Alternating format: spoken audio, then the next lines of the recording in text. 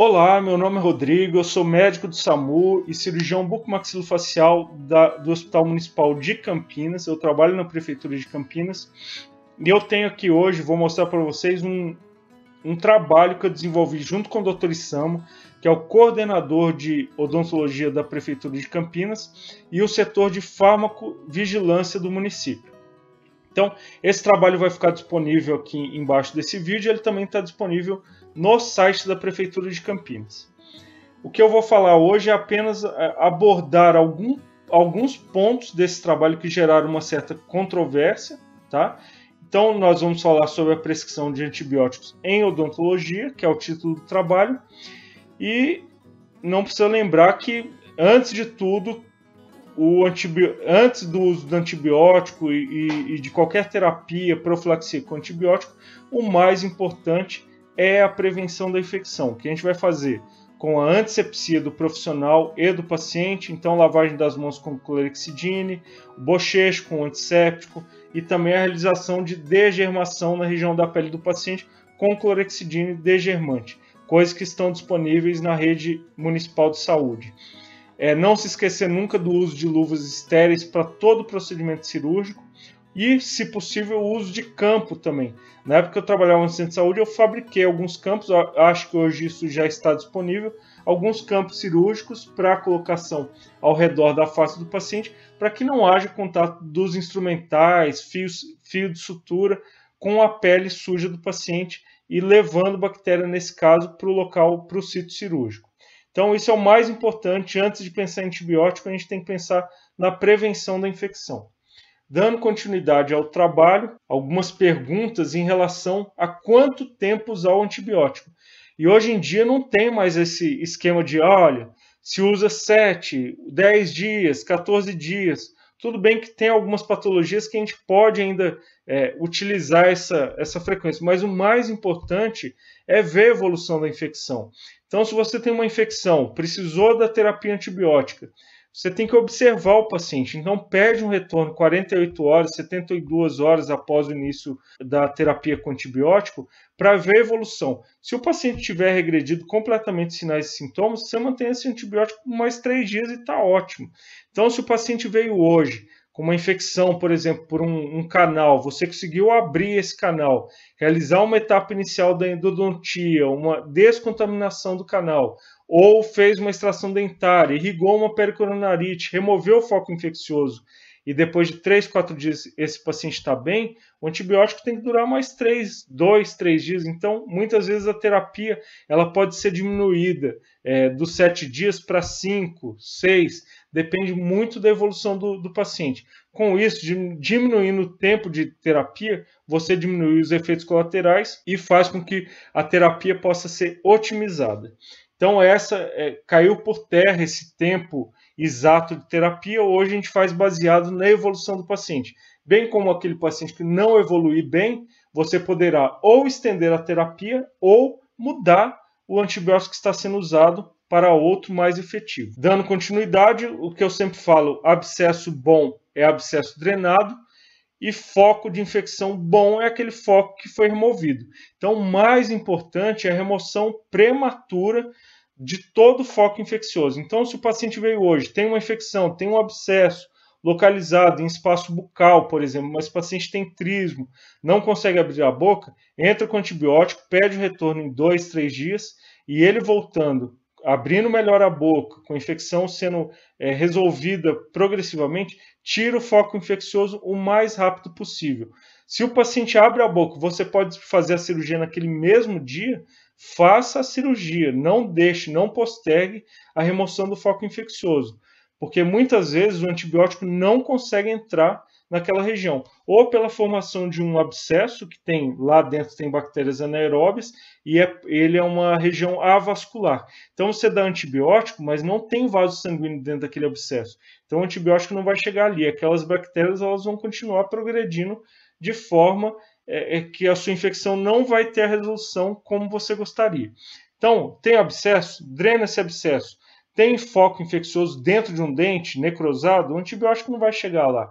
Então abre esse dente, limpa, lava ou extrai esse dente, remova o foco infeccioso. Isso é de suma importância. Continuando aqui, normalmente a nossa prescrição ela vai ser feita de forma empírica. A penicilina ainda continua sendo o antibiótico de escolha para tratamento de infecções odontogênicas. Claro que em caso de pacientes alérgicos, você pode hoje em dia utilizar a azitromicina, que é o macrolide, ou mesmo a eritromicina, ou em caso de infecções ósseas, outros casos, você pode usar a clindamicina também, mas continua da mesma forma como era antigamente, não houve nenhuma alteração importante em relação a isso. O que a gente tem que ficar sempre atento é a possibilidade de infecções causadas por bactérias resistentes. Então, se o paciente não está melhorando, pensar em bactéria resistente e talvez colher uma cultura, antibiograma, para que seja feita a pesquisa de qual bactéria está causando essa infecção, para a entrada com antibiótico mais efetivo na terapia. Então, aqui no trabalho tem algumas perguntas básicas. Quando entrar com o antibiótico? Qual o provável agente causal da infecção? Qual o antibiótico eu vou escolher para tratamento dessa infecção? E isso tudo é feito realmente de forma empírica e com sucesso muito grande. Sempre observar alguns fatores de relevância, como idade do paciente, presença de gravidez. Gravidez não significa que o paciente não pode tomar antibiótico, pelo contrário, não tem problema, pode tomar penicilina, não há contraindicação. Então tem muita gente que eu não posso entrar com antibiótico ou fazer o procedimento cirúrgico porque está grávida. Não é assim. A gestante ela está sob um processo infeccioso, ela está causando mais mal ao feto do que o seu procedimento cirúrgico. Então, o custo-benefício do procedimento de remoção de uma infecção, de um foco infeccioso e entrada com terapia antibiótica é importantíssimo. O benefício é muito maior do que o custo para essa gestante. Então, lactação, insuficiência hepática e renal, alergia a um dos fármacos, imunossupressão, tudo isso só a gente tem que ficar um pouco mais atento e pesquisar para ver com qual agente antimicrobiano nós vamos entrar adequado para aquele tipo de paciente. Não custa lembrar que a prescrição deve ser sempre feita de forma legível. É impressionante como hoje em dia ainda muitos médicos, dentistas prescrevem de forma ilegível, que nem o balconista da farmácia ou o farmacêutico conseguem ler. Isso acaba gerando uma dúvida que pode levar o paciente a fazer uma terapia inadequada, inclusive a processo no futuro, porque o paciente não pôde ter acesso à terapia adequada porque o profissional não sabe escrever direito.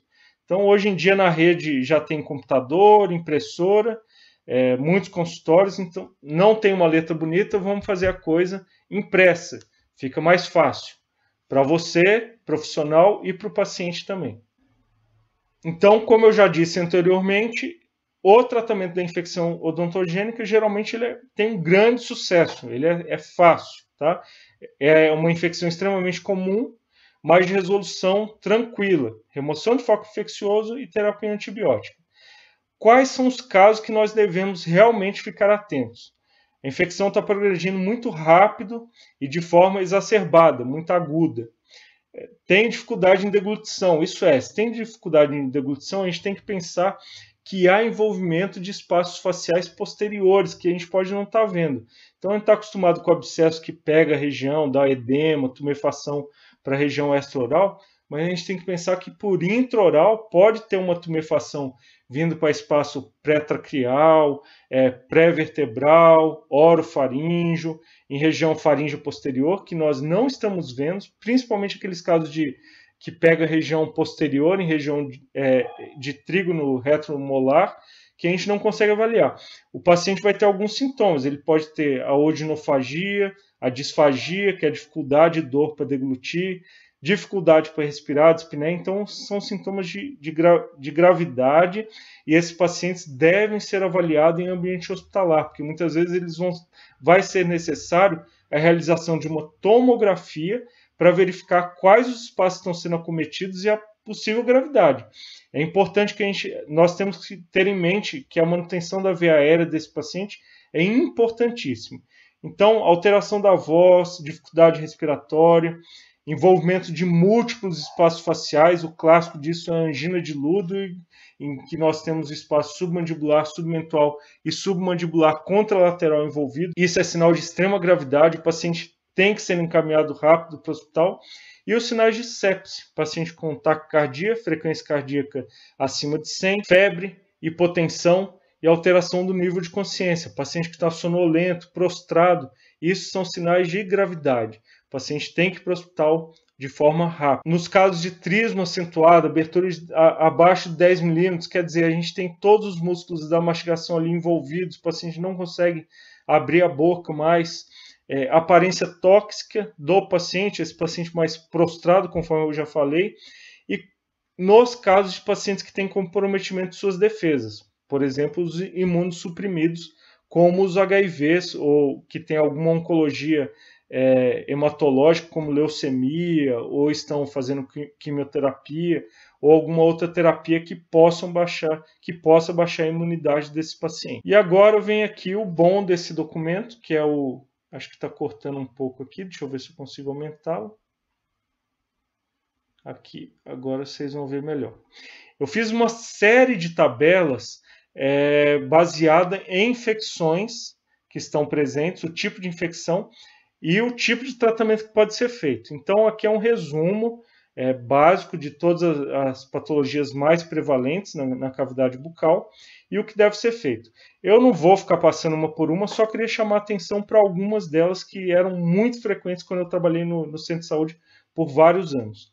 Primeira delas é pericoronarite. Como é que se trata a pericoronarite?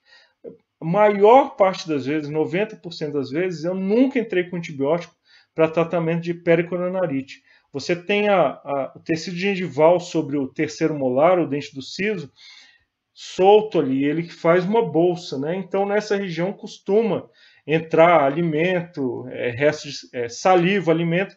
Então é uma região potencialmente infectada sempre, em que o paciente muitas vezes mastiga em cima, então tem um trauma constante e que por vezes infecciona. Aliás, a infecção é muito comum nessas regiões.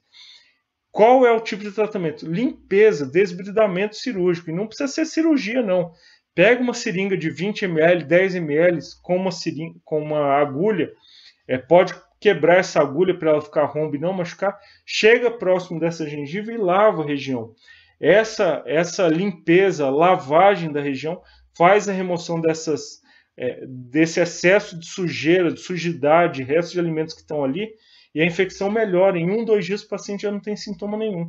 Então, a maior parte das vezes não precisa antibiótico. Basta uma limpeza local, não precisa entrar com a agulha, o turbilhão de líquido que vai entrar ali, de clorexidina no caso, é que vai fazer essa limpeza e orienta o paciente para que ele faça isso em casa, forneça a agulha para ele. Maior parte das vezes ele não vai precisar de antibiótico, vai melhorar com o analgésico e o procedimento de limpeza, e está preparado depois para a exodontia desse terceiro molar ou dente do siso. Então, pericoronarite e alveolite é a mesma coisa. Se não tem pus, não tem nenhuma infecção grave presente, é limpeza local. Limpeza local e deixar a reparação por segunda intenção. Essa gengiva vai subir, vai fechar o alvéolo, o paciente vai ficar bem. O que ele precisa é de medicação para dor, talvez um anti-inflamatório e principalmente um analgésico. Aqui no caso de uma fratura dental-alveolar com avulsão ou extrusão, a gente sempre vai precisar entrar com antibiótico sim. Nos casos de abscessos localizados também, sempre lembrando que a remoção do foco infeccioso é importantíssimo. Abscesso bom é abscesso drenado e foco infeccioso bom é foco infeccioso removido. Nos casos de invasão dos espaços faciais, sempre lembrar, o que você está vendo aqui fora nem sempre é o que tem lá por dentro, em região de via aérea. Então tenham cuidado, eu já vi pacientes morrerem, não foi só um, foram 3, morrendo por comprometimento de via aérea por abscesso de origem dentária. Tem até um vídeo meu aqui no canal do YouTube falando sobre isso. Então é importantíssimo, encaminha para o hospital. No caso de Campinas, o Mário Gatti está aberto à avaliação desses pacientes, se for o caso PUC ou Unicamp também. Um desses 3 hospitais ou o Ouro Verde. Bom, para finalizar o trabalho, nós temos aqui um resumo, citando um caso em que o antibiótico é desnecessário, as indicações de antibiótico bem como da profilaxia antibiótica. Sempre lembrando que o mais importante é a prevenção da infecção através da asepsia e antisepsia, né, que é totalmente possível de realização na rede municipal de saúde, no centro de saúde. E por último, uma citação da profilaxia da endocardite bacteriana, que é citado pelos trabalhos da American Heart Association, em que a gente faz a profilaxia realmente em alguns casos bem específicos. E eles estão citados de forma resumida nos trabalhos da American Heart, de forma simples, não deixa dúvida nenhuma sobre quais casos nós precisamos fazer ou não a profilaxia antibiótica. E qualquer dúvida, eu estou à disposição pelo e-mail do primaface, @primafacecampinas.com.br. Um grande abraço, até o próximo vídeo. Tchau!